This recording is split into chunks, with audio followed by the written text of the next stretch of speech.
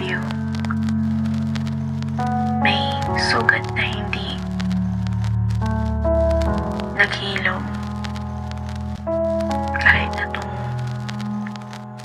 iyak, kahit anong dasal, hindi mo alam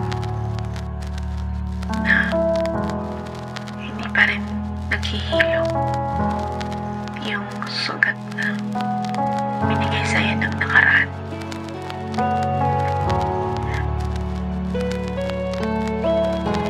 Madalas masaya ka, pero may mga oras na hindi mo nararamdaman na kaya ka pala masaya kasi naaalala mo siya.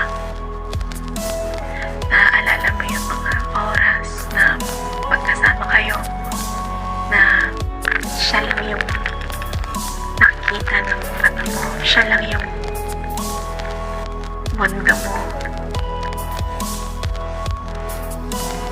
Ang sarap sa pakiramdam na nandyan siya. Naaalala mo yung oras na yun. Marirealize mo na lang na ay, hindi ko na pala pwedeng balikan. Minsan, yung mga alaala nakakasakit sa atin kasi hindi natin matanggap na hanggang doon na lang pala. Hindi natin akalain na pinaranas lang talaga sa atin. Siguro, para alam natin kung anong pakiramdam. Siguro kasi kailangan tiwala lang tayo sa kanya na may dahilan ng lahat ng bagay kaya nangyayari ito.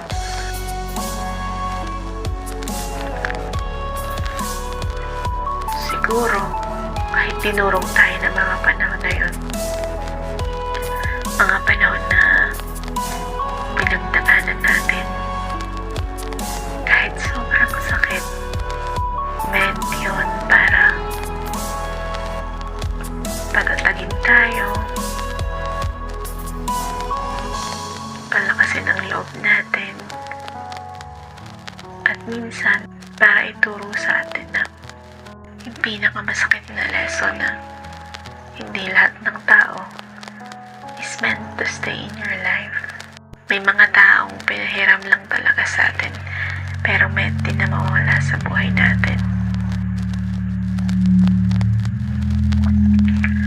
Meant na iwan tayo.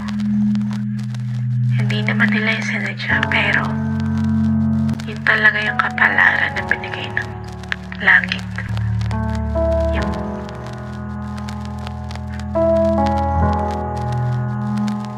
Yung sinasabi nga na pinagtagpo pero hindi tinagdhana. Totoo yun eh.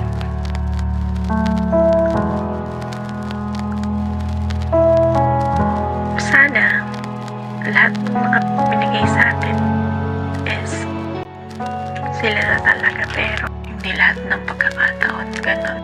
Mas madalas ay kailangan natin tanggapin na kailangan natin ipagtatag kahit wala yung mga taong yun na minsan nagbigay sa atin ang lakas, minsan buo ng mga pangarap natin. Iwala lang tayo kay Lord. Meron siyang dahilan. May dahilan lahat ng nangyayari sa buhay natin. Kung hindi pa natin alam ngayon, one day maiintindihan natin.